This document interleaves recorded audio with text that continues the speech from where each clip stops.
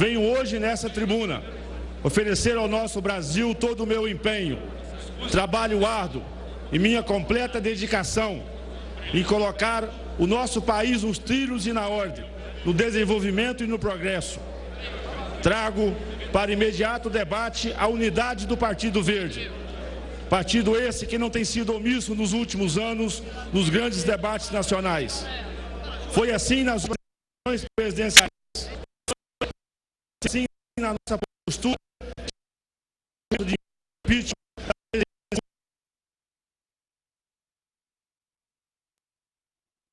Também construímos a pauta do debate com princípios e valores voltados para a sustentabilidade. As decisões tomadas aqui nessa Casa Legislativa têm reflexo imediato na vida de todos os brasileiros e aos seus processos produtivos. Por isso, as decisões tomadas aqui precisam pautar a sustentabilidade na aplicação e nos seus desdobramentos.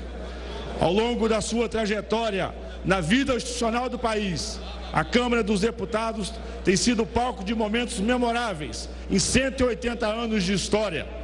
Do Império à República, a importância do Legislativo na estrutura governamental sempre mereceu reconhecimento e atenção da sociedade brasileira devido à sua função de legislar e estar próxima dos anseios da população. O Parlamento contemporâneo tem raiz na história dos hebreus, muito antes da criação do Estado organizado, quando Moisés liderou o povo na busca da terra prometida, sempre ao lado do órgão consultivo, formados pelos mais idosos, que apontavam caminhos e soluções para diminuir a dor da peregrinação. Assim, consultar os mais experientes, os mais sagazes, era uma prática comum na história antiga, de onde surgiu o parlamento ou o poder legislativo. Aristóteles escreveu: da memória forma-se a experiência dos homens. Isso porque as muitas lembranças de uma mesma coisa desembocam na experiência. Desde quando começou a ser escrita, em 23, quando da abertura da primeira sessão preparatória da Assembleia Geral Constituinte e Legislativa do Império do Brasil, a história da Câmara dos Deputados é marcada pela discussão de temas importantes da vida brasileira e na formulação de uma legislação democrática e cidadã. Passamos por períodos turbulentos de concentração de poder, abusos e arbitrariedades em todas as fases dessa história, até chegarmos à Constituição de 88, que consagra a democracia no Brasil e reconhece o importante papel a ser representado pelo Poder Legislativo no conjunto do Estado brasileiro. Mudanças necessárias e outras, nem tanta, mas que nem por isso deixam de ser importantes no processo de desenvolvimento do país. Lembremos, doutor Ulisses Guimarães, o tempero do tempo é a têmpera duradoura da lei. O tempo não perdoa com o que se faz sem ele, na genial advertência de Joaquim Nabuco. É substancial o tempo da elaboração das boas leis, para que elas durem com o tempo. Também nas leis, o tempo é o exercício da cidadania. Eis a razão institucional pela qual o Legislativo tem geralmente duas casas, instâncias de reflexão. Senadores ou deputados, nunca somos legisladores exclusivos. O povo é o legislador supremo, criticando, sugerindo, aplaudindo ou condenando as matérias em causa no parlamento. A Câmara sempre esteve no centro dos debates da construção da democracia brasileira, com brilhante desempenho de parlamentares no Brasil e ao longo de 2 séculos. Neste momento, bate forte os corações dos brasileiros. Mais uma vez, diante do momento histórico nesta casa, infelizmente marcada por grandes escândalos, protestos e críticas, não podemos abdicar da nossa responsabilidade do cargo como consultores da democracia e promotores da justiça. Somos a casa do povo, fomos escolhidos para fiscalizar e propor, e nunca foi tão importante como agora, quando o Legislativo não pode se furtar de cumprir sua missão representativa, não como retórica, mas com propósito, firmeza e dedicação. Senhoras e senhores deputados, a nossa Câmara clama por mudanças drásticas e urgentes. É preciso darmos um basta e recomeçar. É hora de renovação. É momento de nos livrarmos dos vícios nefastos que estão impregnados na política e alguns políticos brasileiros. A mudança é agora. É tempo de abandonarmos os pensamentos retrógrados e a cultura medieval que ainda persistem arraigadas nas entranhas do nosso parlamento. É hora de darmos espaços a novos pensamentos e a novos ideais. Nosso parlamento, a casa do povo brasileiro, carece de um líder que seja diferente do convencional, que seja livre das amarras políticas, isento, independente, imparcial, que não seja a favor ou contra, que não seja servo das autoridades, instituições, partidos ou poderes. Está na hora de termos um líder pacificador, mediador, colaborativo e modernizador, focado na eficiência, na ética, na disciplina, da transparência e, acima de tudo, que consiga comandar as atividades desta casa de forma pacífica e harmônica com os demais poderes, com autonomia, independência, isenção e imparcialidade. O presidente define qual é o projeto que vai eleger no país ao decidir os trabalhos da casa, o que vão votar, o que vai ser votado. Preciso ter força e, sobretudo, exercitar a justiça e o bom senso nas suas decisões. Presidente da Câmara são respeitados por todos, maioria e minoria, mas deve também respeitar a todos. Seria possível perceber a similaridade do momento atual da Câmara com aquele vivido com o Congresso americano, no caso Watergate, 1970. Lá, a descoberta da invasão do Comitê Nacional do Partido Democrata levou à descoberta de um sistema de espionagem que chegava diretamente ao presidente Nixon. Aqui, temos um caso semelhante. Em 2004, com a investigação de rede de postos de combustíveis e de lava-jatos, chegamos hoje aos escândalos da Petrobras, a maior empresa do Brasil, e atingiu um petardo a própria mesa diretora da Câmara dos Deputados, jogando a casa em períodos turbulentos e incertos dos últimos meses. Mas não é parte do meu papel realizar o julgamento dos envolvidos. Por isso temos a Comissão de Ética da Casa, o Poder Judiciário, o Supremo Tribunal Federal, guardiões da Carta Magna. O meu papel aqui é, como tenho feito desde o início do mandato, servir, como tenho servido ao povo capixaba e ao Brasil, oferecendo o meu trabalho e o meu suor, para, junto com os colegas deputados e colegas deputadas, realizarmos um processo de revitalização da Casa, colocando mais uma vez nos trilhos da estabilidade institucional, que será a pedra angular de uma nova fase para a Câmara, na qual deixaremos das sombras do passado personalismo e o patrimonialismo e nos focaremos na luz que emana da Casa do Povo, realmente para o povo. Precisamos, além dos compromissos da legalidade aqui dessa Casa, estarmos atentos a duas premissas básicas da gestão pública. Com essa premissa, a principal, que é da utilidade. Se é público, tem que ter utilidade. Avançamos da premissa da utilidade para a premissa da solução. Nossas entregas nesta casa têm a obrigação de fazer parte da solução do Brasil e não parte do problema hoje como ela é. Para atingir essas metas, elaborei princípios para que a Câmara, na ocasião da minha presidência, possa exercitar gestão compartilhada, rodízio na direção dos trabalhos, respeito ao colégio de líderes, transformando em deliberativo, criação de um programa transparente da gestão de contas. Precisamos cortar imediatamente os gastos dessa casa em 20%. Precisamos implementar o mais rápido possível o PL 4850, as 10 medidas contra a corrupção, proposta pelo Ministério Público e nessa casa, liderada pelo meu colega de bancada do Partido Verde, deputado Mendes Tamer, a toda e qualquer ação visando o combate à corrupção. Senhoras e senhores deputados, mais de um terço dos deputados em exercício são parlamentares de primeiro mandato em nossa casa. Outro bom número de homens e mulheres de bem. Preciso do voto de cada um de vossas excelências. Mudança para valer aqui nessa casa é votar no Partido Verde, é votar em Evair de Melo, do Partido Verde do Espírito Santo, para a presidência da Câmara dos Deputados. Muito obrigado, senhoras e senhores. Concedo a palavra ao deputado Miro Teixeira, Rede, Rio de Janeiro.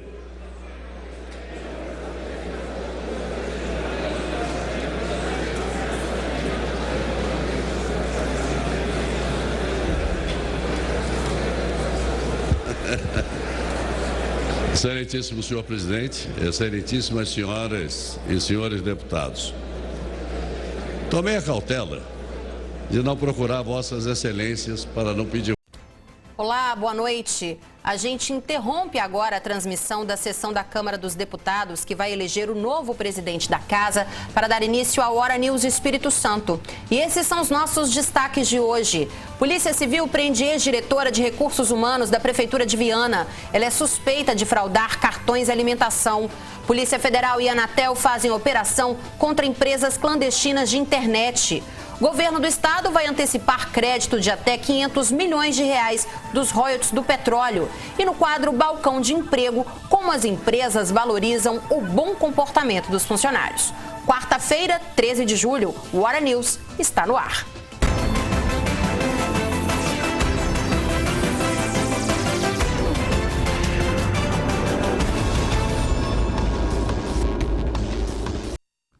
O Núcleo de Repressão às Organizações Criminosas e Corrupção da Polícia Civil, NUROC, prendeu hoje a ex-diretora de Recursos Humanos da Prefeitura de Viana.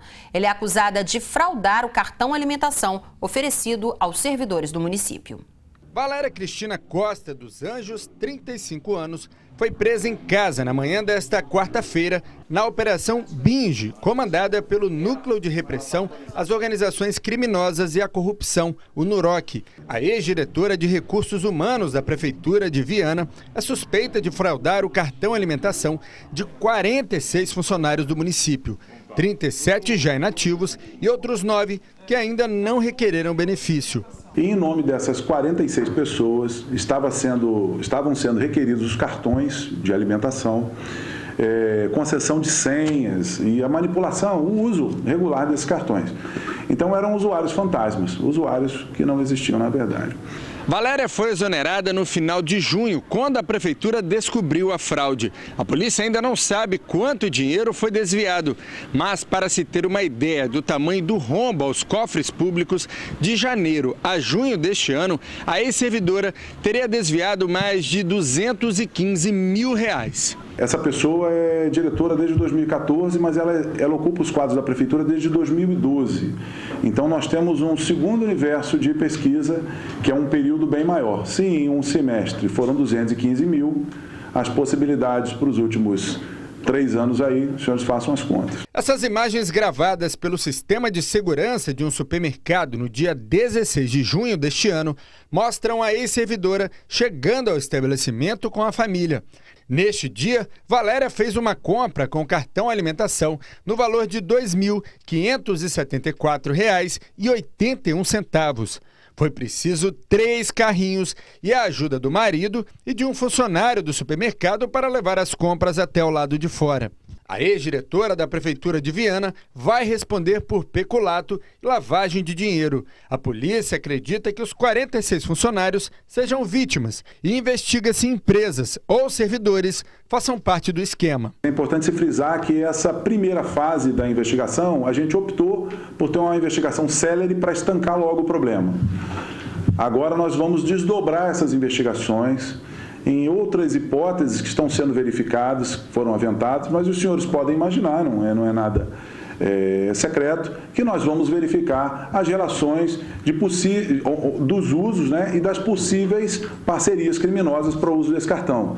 Então nós vamos verificar o ambiente social, as pessoas no entorno dela, seja na família, no trabalho, os amigos, os mercados que fizeram as vendas. Existe uma hipótese, por exemplo, de algumas empresas podem ter feito simulação de venda e atuado repassando o valor com deságio, ficando com uma parte. Isso tudo agora vai ser objeto de investigação. E a Polícia Federal realizou hoje aqui na Grande Vitória a Operação Rede Pirata. As informações com o repórter Luiz Ardini. Adriana, a operação da Polícia Federal contou com o apoio da Anatel. A Agência Nacional de Telecomunicações identificou que empresas aqui do Espírito Santo prestavam serviço de internet em larga escala para condomínios de grande porte sem autorização da agência. Foram cumpridos 10 mandados de busca e apreensão em diferentes locais de Vitória e Serra. Ainda segundo a Anatel, as empresas investigadas divulgam os serviços por meio de panfletos e propagandas enganosas e não pagam os impostos ao governo, gerando concorrência desleal. A Anatel estima que as empresas investigadas tenham cerca de 700 clientes em todo o Espírito Santo. Segundo a polícia, essas empresas utilizam tecnologia de ponta, como fibra ótica nas transmissões. Adriana. A Confederação Nacional das Indústrias sugeriu que a jornada de trabalho do brasileiro passe a ser de 80 horas semanais. Esse é o tema da nossa enquete da semana. Você é a favor do aumento da jornada de trabalho? Sim ou não? Vote e participe. O nosso site é o sinoticias.com.br.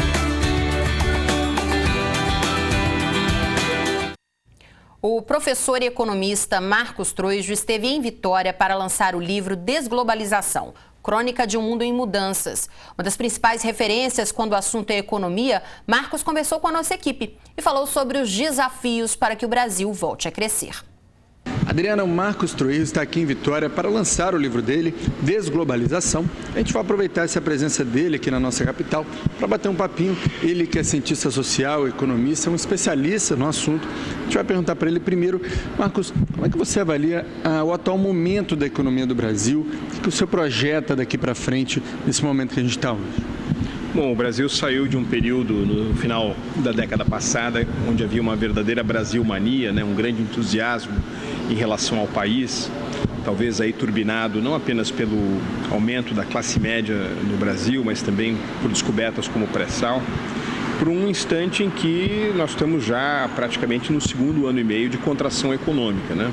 Em 2015, o nosso produto interno bruto vai ser parecido com o que ele era em 2011, ou seja, é uma diminuição importante. Eu acho que nós chegamos ao fundo do poço. Um rebote já teve início com o processo de impedimento da presidente Dilma. As perspectivas estão melhorando, mas o caminho para o Brasil é muito árduo, porque ele tem que fazer uma série de reformas modernizantes.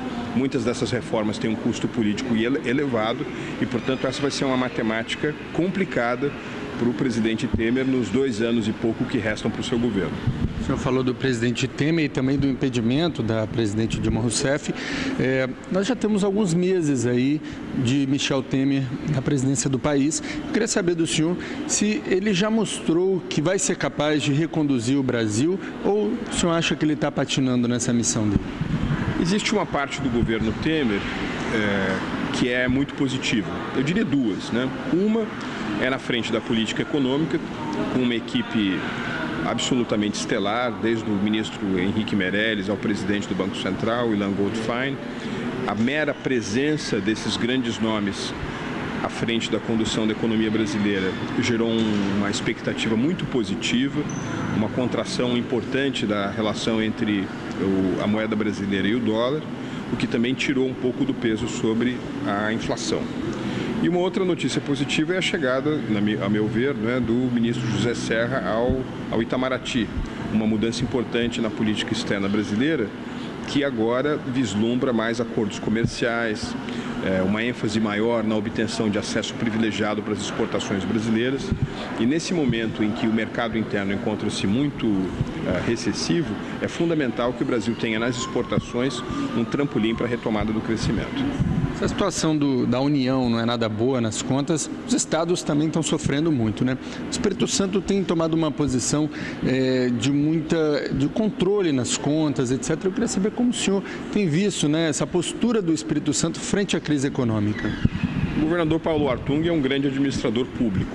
Ao contrário de outros estados do país, como o Rio Grande do Sul ou o Rio de Janeiro, onde a gastança foi a marca em anos recentes, o Espírito Santo, sobretudo com a administração Artung, honrou os princípios de responsabilidade fiscal, evitou gastança, e essa é uma das razões pelas quais, apesar de toda a dificuldade que o Brasil enfrenta como país, como União, o Espírito Santo está numa situação razoavelmente mais confortável. Ainda assim, há uma série de reformas que são reformas que às vezes até escapam da esfera estadual, que precisam ser realizadas. A mais urgente delas, sem dúvida alguma, é a da Previdência, né? Porque isso realmente leva o país à bancarrota. E, claro, reformas administrativas aqui e ali que devem levar em consideração o fato de que o bom Estado não é o Estado grande, é o Estado enxuto, é o Estado eficiente, é o Estado moderno, e isso tem que se refletir nas contas do Estado. Quinta-feira praticamente sem formação de nuvens sobre a região sul e sul-serrano. Na Grande Vitória e Nordeste, sol e poucas nuvens. Nas demais áreas capixabas, o dia começa com muita nebulosidade e formação de neblina, mas não chove. Veja as temperaturas.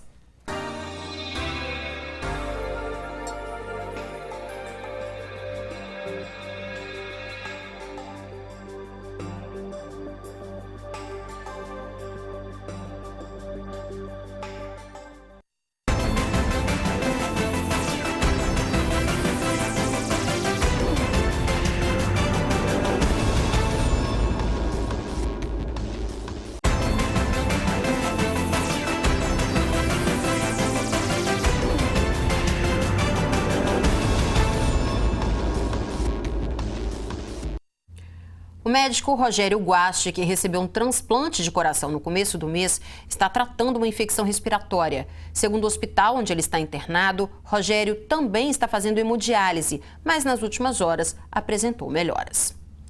O governador Paulo Artung prestou contas hoje na Assembleia. O governador também conseguiu a aprovação dos deputados para antecipar créditos de até 500 milhões de reais dos royalties do petróleo. Durante a prestação de contas na Assembleia, o governador Paulo Artung detalhou as ações realizadas para manter o equilíbrio fiscal do Estado e destacou investimentos em áreas prioritárias. Nós lançamos a Escola Viva, que já vai caminhando como um projeto bacana na educação. Nós lançamos o programa Ocupação Social, que trabalha aí os jovens que não estudam e não trabalham. E é um projeto diferenciado, inovador, no Brasil inteiro. É a primeira vez que você aborda esse público de uma maneira efetiva, inclusive levando em conta as suas aspirações, a sua visão de mundo. Quer dizer, mostrei toda a inovação que nós estamos fazendo na gestão da saúde pública, os avanços que nós estamos conseguindo na área de defesa social, de segurança, aí com queda de indicadores de uma forma consistente. Além da prestação de contas, também aconteceu uma sessão extraordinária, onde o governador conseguiu da bancada a antecipação dos royalties do petróleo, cerca de 500 milhões de reais, que vão ajudar no equilíbrio do Estado. Nós estamos num cenário de muita incerteza. Quando você olha a arrecadação do Estado nesse ano, ela nos 6 meses, e compara com 6 meses do ano passado, ela está menor em 230 milhões de reais. Né? Então, o que é isso? É o efeito de uma crise que é econômica, é política, é ética. Quer dizer, um país que está desde dezembro discutindo impeachment, isso tem impacto na atividade econômica do país. Nós estamos com uma economia muito frágil, né? Um desemprego brutal. Pior de tudo isso, quer dizer, o dramático de tudo isso é o desemprego. São quase 12 milhões de brasileiros e brasileiras desempregados, né? Então, assim, num quadro de incerteza como o que nós estamos vivendo, é importante um RED como esse. Nós temos agora a autorização legislativa, não está decidido usá-la ainda, né? Eu expliquei isso para os deputados, mas se for necessário usar para manter a máquina funcionando na sua plenitude, naquilo que é absolutamente prioritário na contraprestação de serviço para a população, nós vamos usar se for necessário. Então nós estamos nos resguardando. Numa hora dessa, de crise dura dessa, cautela e caldo de galinha, né? O povo da roça fala isso, não faz mal a ninguém. E agora nós vamos ao norte do estado com Cláudio Alves. Oi, Cláudio, boa noite para você. Ei, Adriana, boa noite. A Polícia Civil cumpriu nesta quarta-feira um mandado de busca e apreensão na sede do Serviço Autônomo de Água e Esgoto aqui de Linhares. A autarquia é alvo de uma investigação que apura desvio de recursos públicos. A segunda fase da Operação Tritão, que investiga irregularidades no SAAI, Serviço Autônomo de Água e Esgoto de Linhares, foi executada na manhã desta quarta-feira. Com mandado de busca e apreensão, a operação recolheu várias caixas com informações sobre a rotina administrativa, principalmente em relação a execuções financeiras. A suspeita é que haja processos duvidosos de licitação. Os delegados fizeram o recolhimento de diversos documentos e neles estão as licitações. Está aí o grande objetivo da polícia: levantar de que forma as licitações foram feitas na autarquia linharense. Na primeira fase, foram indiciadas 2 pessoas. Entre elas, o diretor afastado Sandro Freitas, sob acusação de diversas irregularidades encontradas. Uma delas foi a concessão irregular de energia do SAAI para um terreno particular. Sandro ainda foi acusado de intimidar os delegados. A Polícia Civil não vai se sujeitar ou se dobrar a qualquer ingerência política, seja lá de qual ordem for. Então é importante que se diga que aqueles que têm qualquer envolvimento com condutas destinadas à sangria dos cofres públicos e que a nós seja dado conhecimento, as condutas serão levadas ao fim e ao cabo e levadas ao Poder Judiciário dentro das nossas atribuições. Funcionários do SAAI acompanharam surpresos o trabalho da polícia. Nenhum deles quis comentar a operação de busca e apreensão. Através de nota, a Prefeitura afirmou que vai continuar contribuindo com as investigações da Polícia Civil. Pois é, o diretor do SAAI de Linhares, Sandro Freitas, principal alvo dessas investigações, continua afastado do cargo. Em nota, a Prefeitura de Linhares disse que está contribuindo com a Polícia Civil para que tudo seja esclarecido. A gente fica por aqui, por hoje é só, voltamos à Vitória com você. Adriana, boa noite. Boa noite, Cláudio. A seguir, no quadro Balcão de Emprego, as dicas de uma consultora de imagem corporativa para você se dar bem no trabalho. A gente volta já.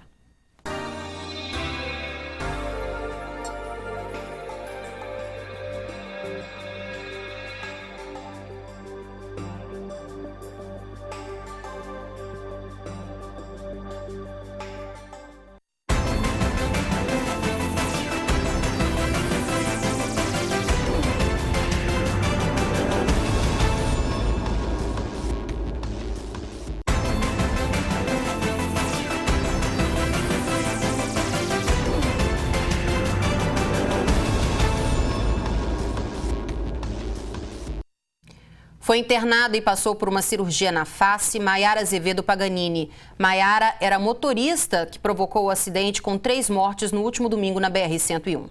O estado de Juliana da Silveira, outra sobrevivente, ainda é grave e ela continua entubada. O caso agora está sob investigação da Delegacia de Delitos de Trânsito. O delegado que ficará responsável pelo caso é Maurício Gonçalves. Em nota, ele disse que só falará sobre o acidente quando se inteirar completamente do caso. O mercado está difícil, falta trabalho, mas a gente pode te ajudar com algumas dicas. É o nosso quadro Balcão de Emprego.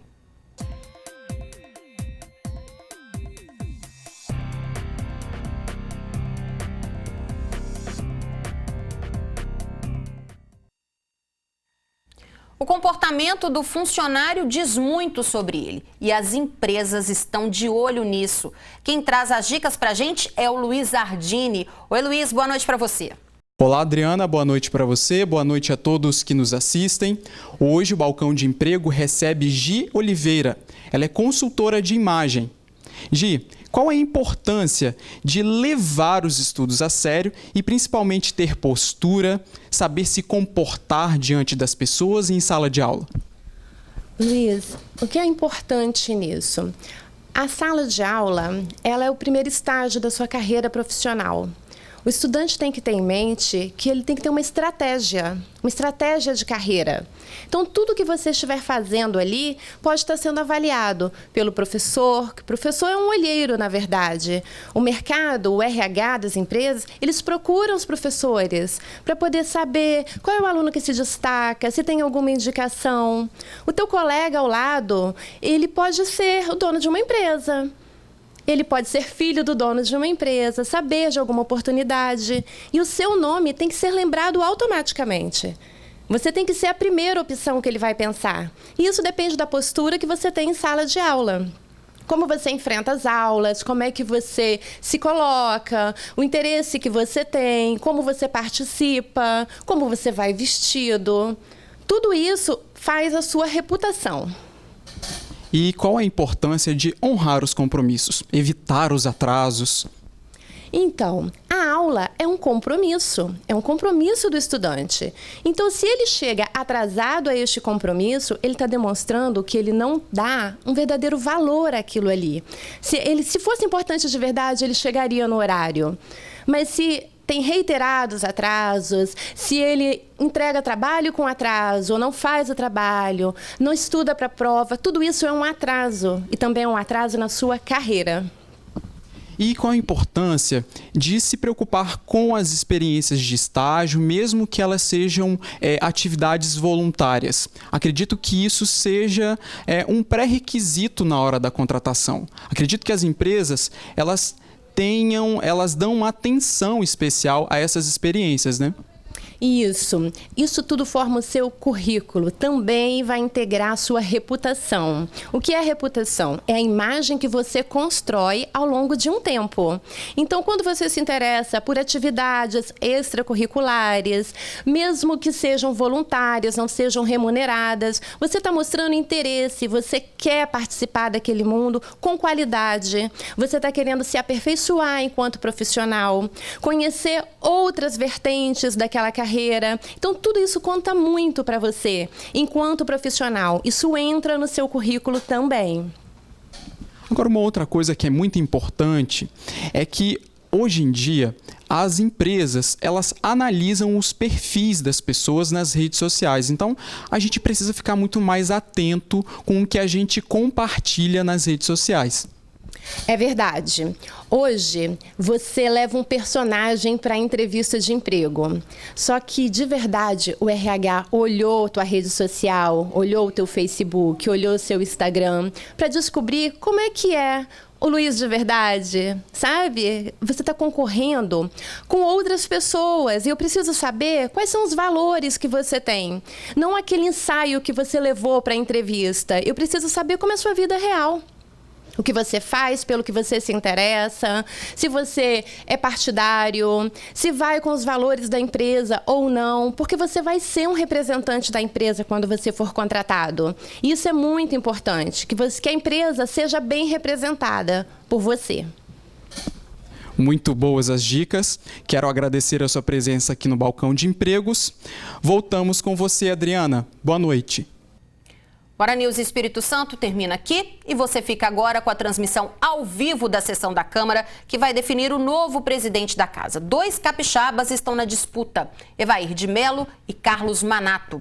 Mais notícias você acompanha também no nosso portal, cnoticias.com.br. Uma ótima noite para você. Record News, a líder em notícias.